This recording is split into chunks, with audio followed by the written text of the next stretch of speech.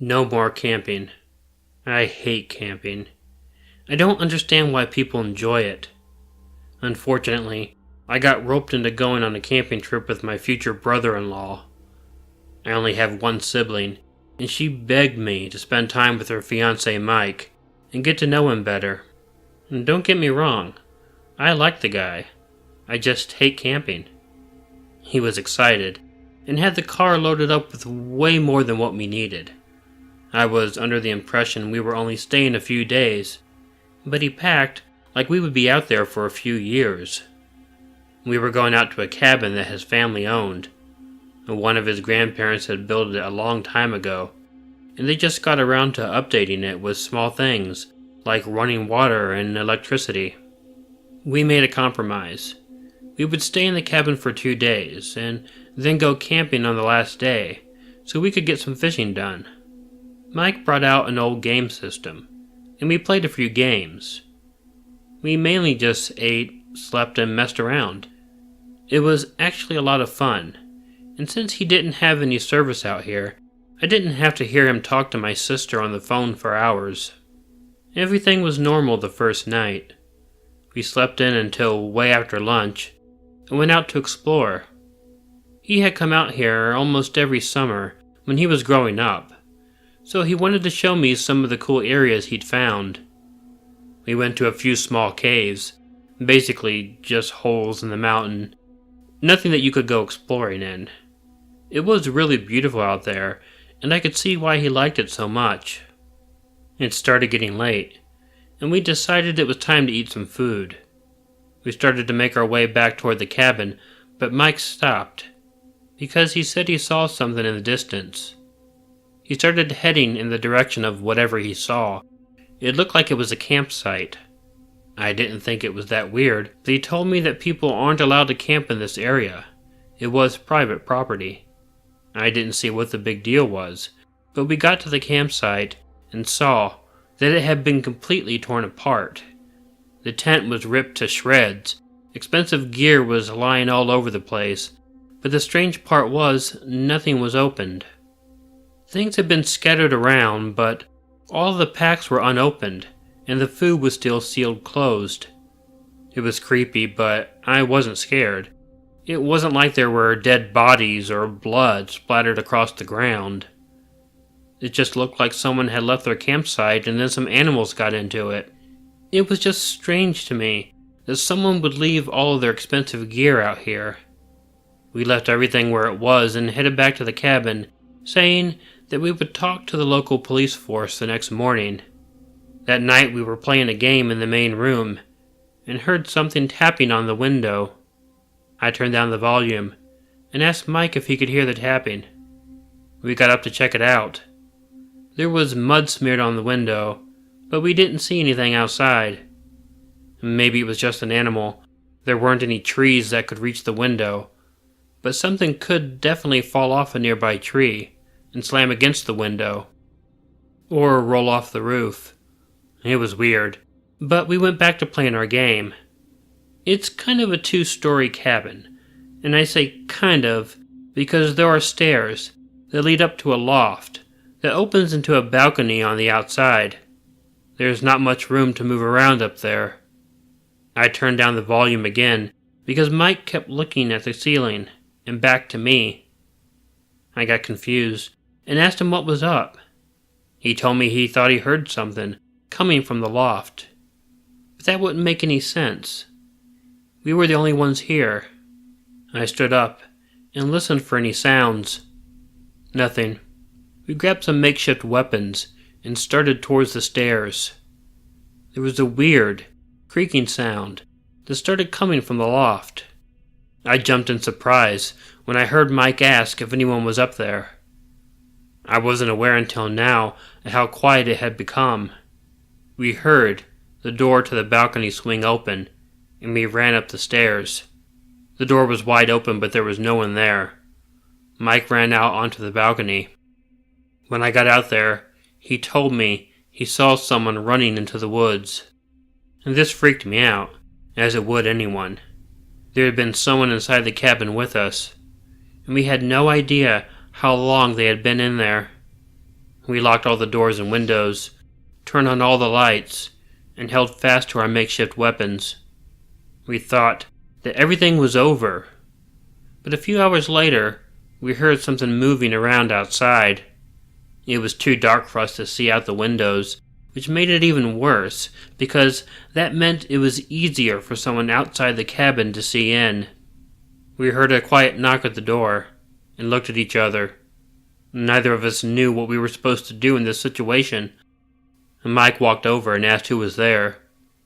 We heard a man whispering to us through the closed door. He asked, "Can you help me?" Mike asked what was wrong, but the guy didn't say anything. I asked if he was hurt, but he stayed silent. We were too afraid to open the door.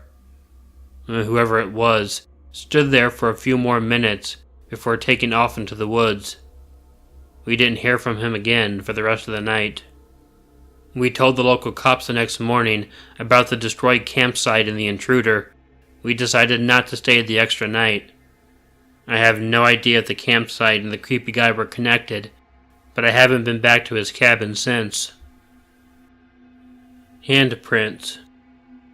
I was going through a particularly rough patch in my life, and decided it would be a good idea to go on a camping trip on my own. I could get away from everything and clear my mind. I looked forward to the trip, because it would be my first time on an adventure by myself.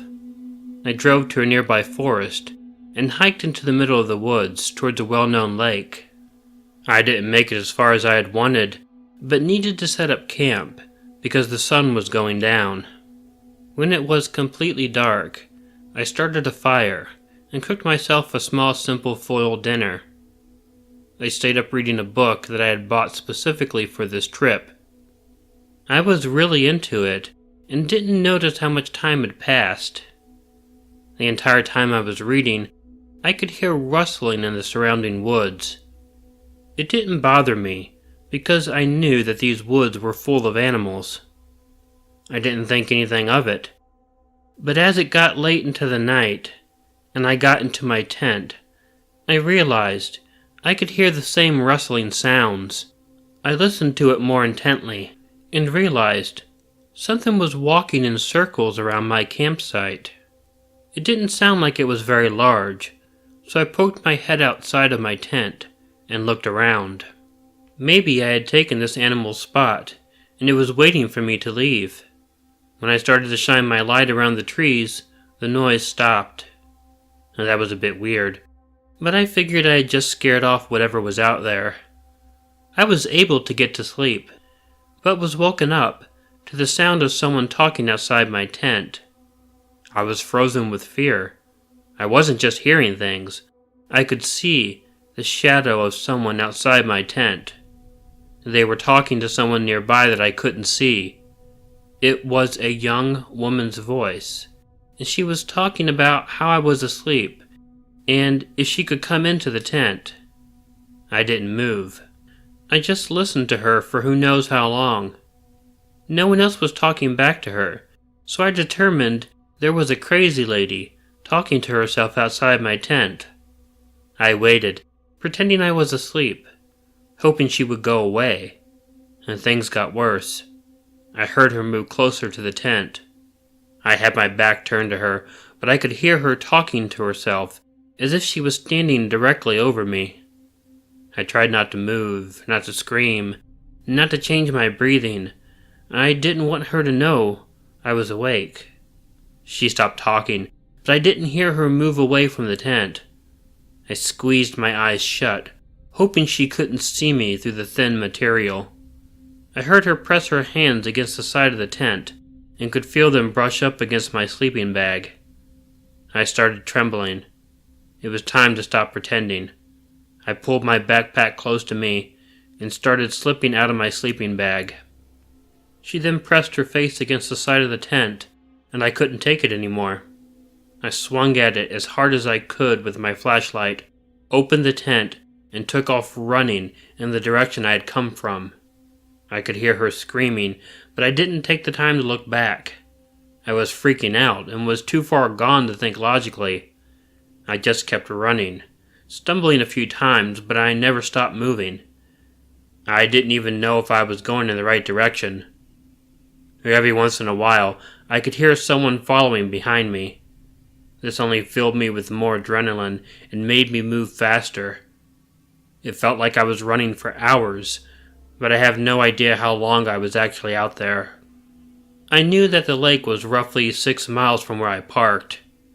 I had gotten there in the late afternoon, and only made it a few miles before it started getting dark, so I couldn't be that far from the road. I finally stumbled onto the road, but was nowhere near my truck. I took off in the direction of the parking area, but had no idea how far it would be. I was breathing so hard, I thought I was going to pass out. My feet were in extreme pain, because I was only wearing socks. And none of that mattered though, I just kept going, imagining that this crazy woman was right behind me, ready to get me the second I stopped. I finally saw cars parked alongside the road and could see my truck among them.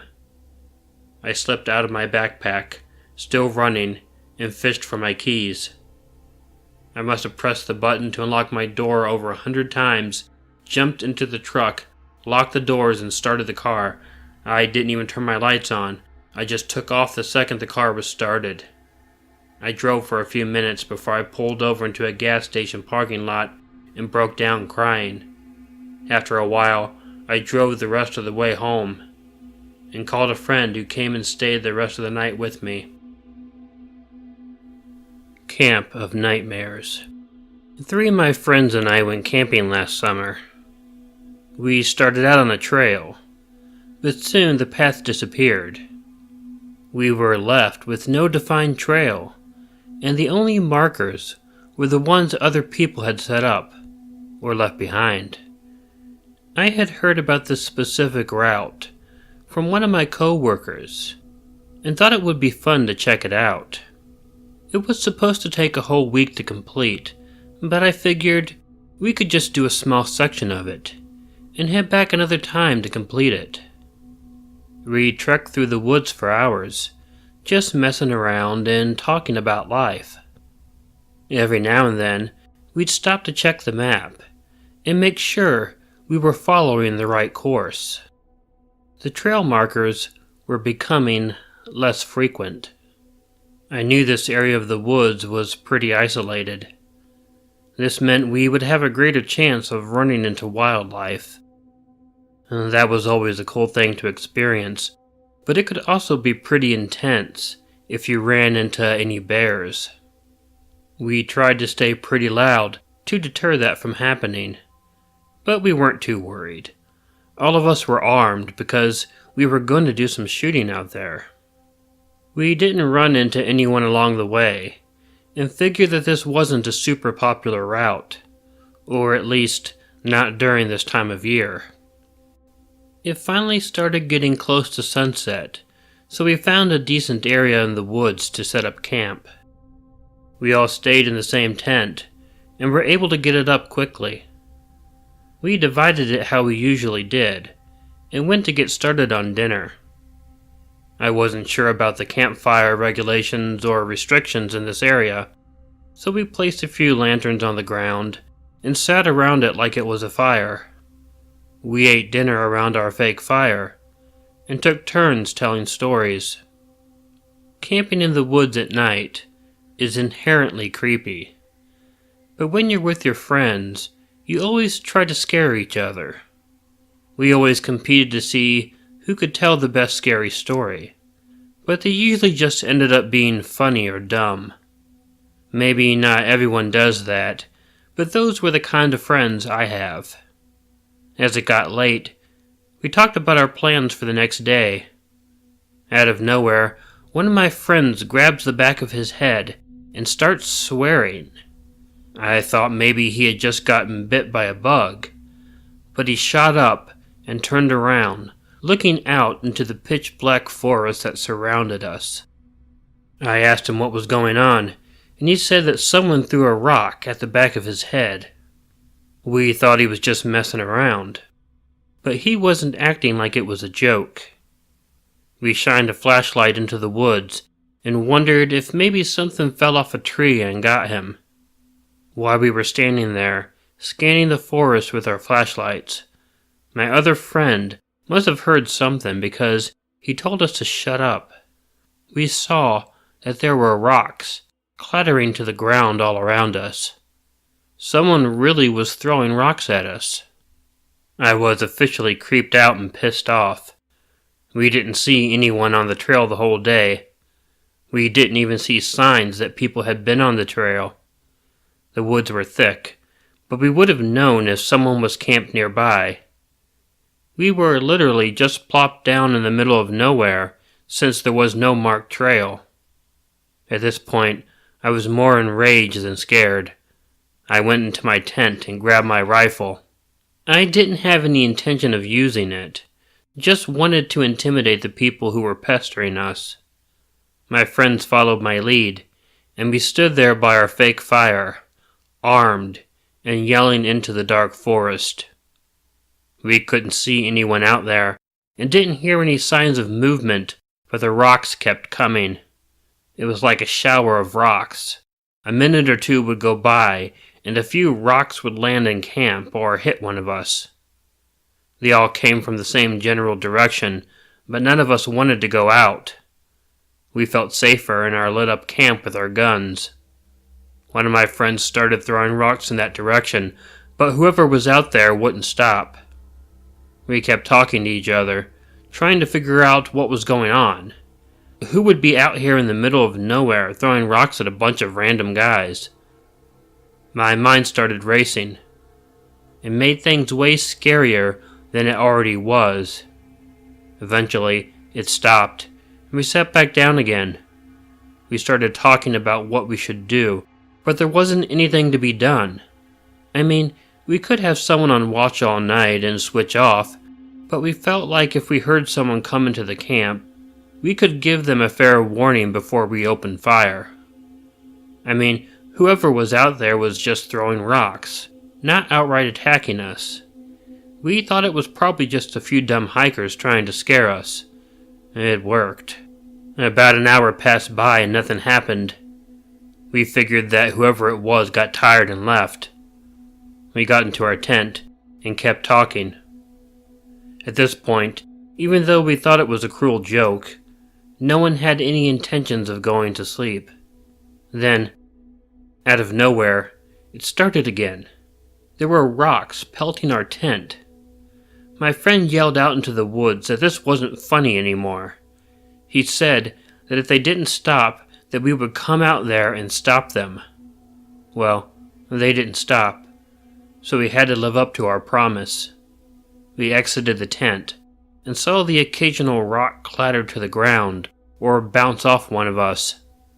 We got our flashlights and headed in the direction it was coming from. All of us were completely silent. I couldn't keep my breathing under control.